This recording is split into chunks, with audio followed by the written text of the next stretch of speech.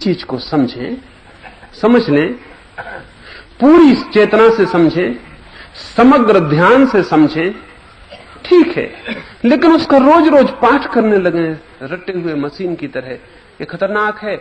इससे मस्तिष्क पर तो नुकसान पहुंचता है। कोई भी चीज को आप बार बार दोहराएंगे तो मस्तिष्क की जो संचेतना है वो क्षीण होती है और एक तरह की तंद्रा उत्पन्न हो जाती है। एक मां को अपने बच्चे को सुलाना होता है, वो कहने लगती है मुन्ना सो जा, मुन्ना सो जा, मुन्ना सो जा। वो 10-5 दफा ये दोहराने लगती है, मुन्ना थोड़ी देर में सो जाता है। मां सोचती होगी कि उनके बहुत मधुर संगीत के कारण सो गया है, तो गलती है। एक ही चीज को बार बार दोहराने से बोर्डम पैदा हो गई। मुन्ना जो है बोर हो गए, घबरा गए, ऊब गए। उस ऊब की वजह से वो सो गए, उनको जगने का कोई कारण नहीं रहा। जागने के लिए कुछ वजह होनी चाहिए, कोई वजह ना रही। आपने बोर्डम पैदा कर दी, ऊब पैदा कर दी, घबराहट पैदा कर दी। छोटा सा बच्चा है, वो घबरा के सो गया, लेकिन मां यही सोचती होगी कि बहुत मधुर संगीत के कारण मुन्ना सो गए।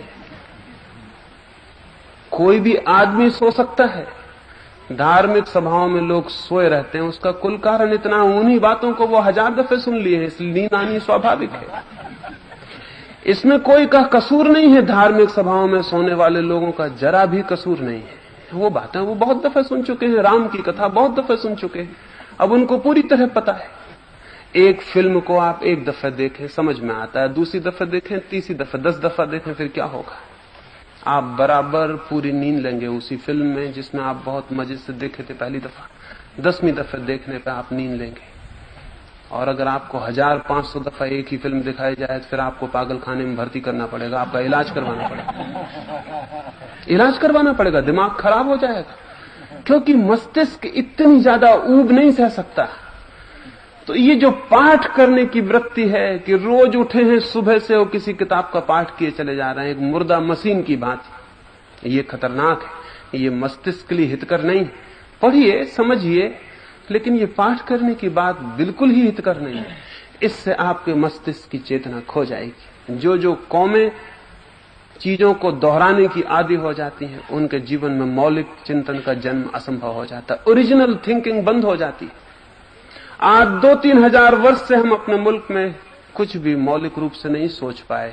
हम टीका करते हैं पुरानी किताबों पर, पुरानी किताबों को बार बार पढ़ते हैं, लेकिन हमारे मस्तिष्क ने वो ऊर्जा खो दी है जिससे नवीन का जन्म होता है, मौलिक का जन्म होता है। वो हमने खो दिया, वो हमने खो दिया इस पाठ की वृत्ति के कारण। और अभी भी ये पाठ की वृत्ति जारी है। तो मैं कहता हूं पढ़ें, जरूर गीता पढ़ें, कुरान पढ़ें, और वही क्यों, दुनिया में और बहुत साहित्य है वो सब पढ़ें, कहानियां हैं, उपन्यास हैं, वो भी पढ़ें। उन सब में भी मनुष्य जाति की बहुत सी अनुभूतियां और अनुभव इकट्ठे हैं, लेकिन पढ़ के उनको याद करके इस भूल में न पड़ जाएं कि वो आपके अनुभव है। एक बात, वो इंफॉर्मेशन है, नॉलेज नहीं, इस बात को जाने, सूचना है, ज्ञान नहीं। और दूसरी बात, उसको पुनरुक्त करने की प्रवृत्ति में न पड़ जाएं, अन्यथा आपका मस्तिष्क खुद के सोच विचार को हमेशा के लिए खो देगा, हमेशा के लिए खो देगा। रिपीटेटिव माइंड जो है क्रिएटिव नहीं रह जाता, दोहराने वाला मन सृजनात्मक नहीं रह जाता, वो सारी सृजन की शक्ति खो देता है। किसी भी आदमी को कोई बात दोहराने के लिए कहो, उसकी सृजनात्मकता खत्म हो जाती है, उसकी क्रिएटिविटी खत्म हो जाती है।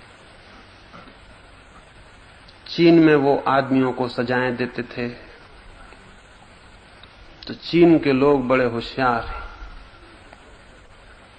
बहुत खतरनाक जघन्य अपराधी को वो फांसी की सजा नहीं देते थे आज से 1000 साल पहले, क्योंकि वो कहते थे किसी को मार डालना कोई बहुत बड़ा कष्ट देना नहीं है। मर गया, 1 सेकंड में मर जाता है आदमी, तो ये कोई बड़ा कष्ट देना नहीं है। तो उसको जिंदा रखते थे और नई नई तरकीबें निकालते थे उसको कष्ट देने की। उसमें एक तरकीब ये भी थी कि उस आदमी के पास एक ही बात को बार बार दोहराना, कष्ट देने की तरकीब थी। एक ही बात को बार बार दोहराना, सुबह से शाम तक एक ही बात उसके बार बार दोहराना, तो घबराहट पैदा हो जाएगी।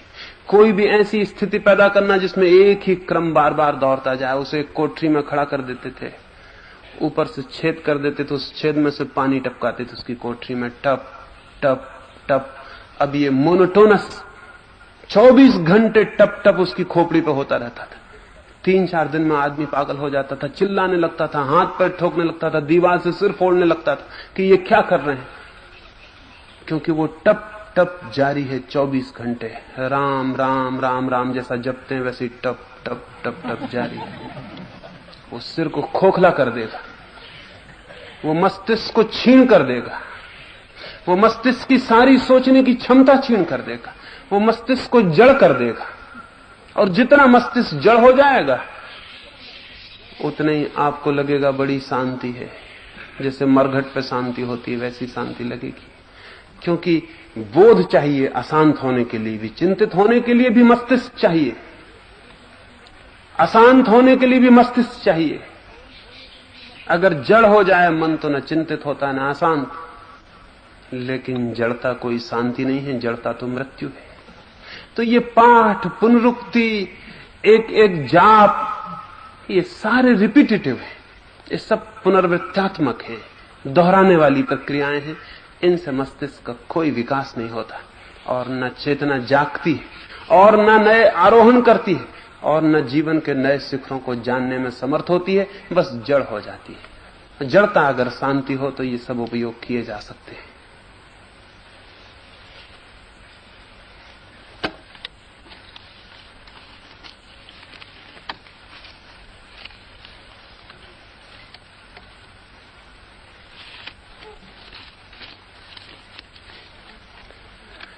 एक मित्र ने पूछा है कि क्या परमात्मा और सत्य सभी को मिल सकता है, क्योंकि सभी में तो बुद्धि अलग अलग है। और एक दूसरा प्रश्न किसी ने पूछा है कि कुछ लोगों में तो बुद्धि बिल्कुल ही नहीं है, उनको भी परमात्मा मिल सकता है। और लोग साधारण हैं, कुछ लोग असाधारण हैं, कुछ बुद्धिमान हैं, कुछ कम बुद्धिमान हैं, तो क्या सभी को परमात्मा मिल सकता है? निश्चित ही सभी को परमात्मा मिल सकता है। क्यों? परमात्मा कोई ऐसी बात नहीं है जैसे काव्य, गणित, पेंटिंग या कुछ और। एक आदमी टैलेंटेड है, प्रतिभाशाली है, चित्र बनाता है, दूसरा आदमी प्रतिभाशाली है गणित में, तीसरा आदमी प्रतिभाशाली है काव्य में, चौथा आदमी विज्ञान में, पांचवा आदमी इंजीनियरिंग में, कोई और किसी दिशा में। ये सारी हमारी विशिष्ट विशिष्ट प्रतिभाएं हैं। लेकिन परमात्मा कोई प्रतिभा की बात नहीं है।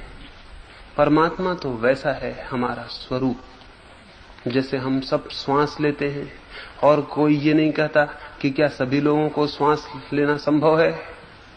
बुद्धिमान भी गैर बुद्धिमान भी श्वास ले रहे हैं और बुद्धिमान भी श्वास ले रहे हैं, ये कैसे संभव है? और बुद्धिमान भी प्रेम कर रहे हैं और गैर बुद्धिमान भी प्रेम कर रहे हैं, ये कैसे संभव है? जैसे प्रेम सबके प्राणों का स्वर है, जैसे श्वास सबके जीवन का अंग है। तो ये तो ऊपरी चीजें हैं, परमात्मा तो सबके जीवन का केंद्र है। हम उसे जाने या न जाने, लेकिन वो है। हम सबके भीतर जो जीवन है वही तो परमात्मा है। तो वो तो सबको उपलब्ध है। पहली बात, सवाल रह गया क्या उसे सभी जान सकते? मैं कहता हूं उसे जान सकते। कम से कम एक बात तो ऐसी रहने दें जिसमें कोई वर्ग ना हो, जिसमें शूद्र और ब्राह्मण ना हो, जिसमें चूजन फ्यू, कुछ चुने हुए लोग, और कुछ दरिद्र ना हो, कुछ संपत्तिशाली ना हो, कोई गरीब ना हो। कम से कम एक चीज तो क्लासलेस रहने दें। और सब जगह तो वर्ग है, क्लासेस है। कम से कम परमात्मा को तो वर्ग विहीन, उसको तो कम से कम वर्ग विहीन रहने दें। और मुझे ऐसा लगता है कम से कम वही तो एक सत्य है जो वर्ग विहीन है, जिसमें प्रतिभा का सवाल नहीं है बहुत, जिसमें आप बड़े इंजीनियर हैं ये सवाल नहीं है कि आप बड़े गणितज्ञ हैं ये सवाल है नहीं। आप जीवित हैं और इस जीवन में डूबने को उत्सुक हैं, इस जीवन को जानने की प्यास है, इतना काफी है, इतना काफी है। परमात्मा तो उपलब्ध है, प्यास चाहिए तो अभी इसी क्षण किसी को भी मिल जाए। तो परमात्मा कोई विशिष्ट प्रतिभा की बात नहीं। सभी को उपलब्ध हो सकता है, बल्कि अक्सर तो जो लोग किसी भांति की प्रतिभा की धनी होते हैं उनको परमात्मा पाने में कठिनाई हो जाती है, क्योंकि वे अपनी प्रतिभा को ही अपना परमात्मा बना लेते हैं, क्योंकि वे अपनी प्रतिभा के इर्द गिर्द ही जीने लगते हैं और उनके अहंकार की तुष्टि उस प्रतिभा के कारण ही होने लगती है।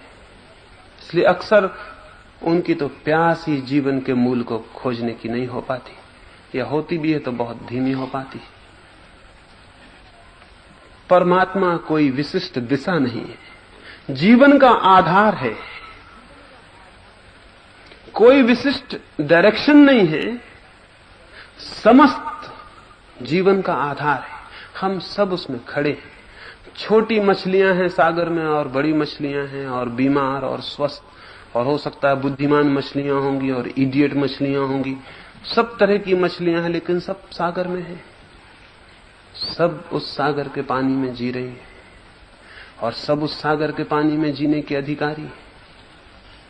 ऐसे ही हम सब जिसमें जी रहे हैं वही परमात्मा है। हम उसमें ही श्वास लेते, उसमें ही उठते बैठते सोते और जागते, उसमें ही जन्मते और उसमें ही मरते। हम उसमें हैं। परमात्मा मेरे लिए कोई आकाश में बैठा हुआ व्यक्ति नहीं है। परमात्मा है टोटल एग्जिस्टेंस। ये जो सारा का सारा सब कुछ है, ये सब कुछ के इकट्ठा जोड़ ही परमात्मा, उसमें हम सब हैं। अब इस परमात्मा को हम क्या अनुभव कर सकते हैं? सभी अनुभव कर सकते हैं। प्रत्येक अनुभव कर सकता है। प्यास चाहिए, खोज की दृष्टि चाहिए, और प्यास भी थोड़ी बहुत मात्रा में सबके भीतर है। जीवन में इतना दुख है, इतनी अशांति है, इतनी पीड़ा है, क्यों? इसीलिए कि जीवन में हम जो पाने को हैं वो हमें नहीं उपलब्ध होता है, और जो हमें उपलब्ध होता है वो उपलब्ध होते ही से व्यर्थ हो जाता है, उससे कुछ उपलब्ध नहीं हो पाता। परमात्मा की खोज चल रही है जाने अनजाने। परमात्मा का अर्थ है वो तृप्ति का बिंदु जिसके आगे खोज बंद हो जाती, जिसके आगे कोई खोज नहीं रह जाती, जिसके आगे कोई चाह नहीं रह जाती। वो चाह की अंतिम स्थिति जहां चाह समाप्त हो जाती, उसकी तो हम सभी लोग खोज में हैं। उसको कोई परमात्मा कहता है, कोई कुछ और कहता होगा, इससे कोई फर्क नहीं पड़ता। नाम देने से कोई भेद नहीं पड़ता है। कोई आनंद कहता होगा, कोई मोक्ष कहता होगा, कोई जीवन कहता होगा, कोई सत्य कहता होगा, इससे कोई फर्क नहीं पड़ता है। लेकिन हम एक ऐसी स्थिति की खोज में हैं जहां फिर और कोई खोज न रह जाए। एक ऐसे बिंदु पर पहुंच जाना चाहते हैं जहां फिर आगे कोई चाह न रह जाए। वही बिंदु तो परमात्मा है। सबके भीतर खोज भी है, चाह भी है। अगर जीवन पर थोड़े से भी ठीक प्रयोग करने को कोई राजी हो, जीवन को समझने को, तो निश्चित ही कोई भी पहुंच सकता है। कोई भी, किसी मनुष्य में ऐसी अपात्रता नहीं है कि वो परमात्मा को न पा सके, और कोई मनुष्य विशेष रूप से पात्र नहीं है कि वो पाले। तिब्बत में एक फकीर था, कोई 90 वर्ष का हो गया था। अनेक बार लोग आए और उन्होंने प्रार्थना की कि अब तुम्हारा अंतिम समय आया जा रहा है जीवन का, तुमने जो जाना हो वो बता दो। लेकिन वो फकीर कहता था कि कोई पात्र मिले तो मैं बताऊं, कोई पात्र हो तो लाओ। और जिस आदमी को भी लाते थे उसी को वो अपात्र कह देता था कि ये तो अपात्र है। कोई कारण बता देता था, कुछ बात पूछता था और कह देता था ये अपात्र है। वो मरने को हुआ। उसने नीचे गांव में खबर भेजी कि जिसको भी अब जानना हो वो जल्दी आ जाए, क्योंकि मैं बहुत जल्दी मरने को हूं। एक आदमी ने गांव में जाकर खबर की, कोई 20-25 लोग आ गए। वे डरे हुए थे मन में, क्योंकि वो तो अपात्र कह देगा। उसने आते से पहले व्यक्ति से पूछा कि तुम किस लिए परमात्मा को खोजना चाहते हो? उसने कहा कि मेरी स्त्री मर गई है, मैं बहुत दुखी हूं, सोचता हूं शायद परमात्मा के मिलने से थोड़ी शांति मिल जाए। दूसरे लोगों ने सोचा ये तो निश्चित अपात्र है, इसको परमात्मा से क्या मतलब। दूसरे से पूछा, उसने कहा कि मेरी नौकरी चली गई है, मैं बहुत परेशान हूं, तो सोचता हूं कि परमात्मा की दिशा में थोड़ा मन लगे तो चिंता कम हो जाए। ऐसा एक एक आदमी उत्तर देता गया और बाकी लोग सोचते गए कि तो अपात्र है, ये क्या बातें कह रहा है। आखिरी व्यक्ति ने कहा कि मुझे तो न तो मेरी स्त्री मरी है क्योंकि मेरे अभी विवाह ही नहीं हुआ, और न मेरी नौकरी छूटी क्योंकि मेरी नौकरी ही नहीं लगी। तुम ये किस लिए आए हो? तो उसने कहा कि मैं तो ये 20-25 लोग जा रहे हैं तो किस लिए जा रहे हैं इसी ख्याल से आ गया हूं। यहां भी इसी तरह के सब लोग इकट्ठे हुए होंगे, कोई इतने लोग जा रहे हैं तो उसने कहा मैं सोचा कि चलो मैं भी चला चलूं, क्या होता है वहां, क्या मामला है ये। वे सभी अपात्र मालूम होते थे, लेकिन उस बूढ़े साधु ने कहा कि मित्रों, मैं तुम सबको स्वीकार करता हूं और जो मुझे कहना है वो मैं तुमसे कहूंगा। पर वे सभी बोले कि हम अपात्र तो नहीं हैं। उस फकीर ने कहा कि असल में मैं खुद अपात्र था इतने दिन तक, इसलिए अपने को बचाने के लिए मैं कह देता था कि कोई पात्र नहीं है, मैं खुद ही नहीं जानता था। अब जबकि मुझे दिखाई पड़ा है, अब जबकि मैंने जाना है, अब जबकि मुझे प्रतीत हुआ है, अब जबकि मेरे सामने कोई अनुभव प्रकट हो गया है, तो अब मैं सभी से कह देना चाहता हूं और तुम्हारी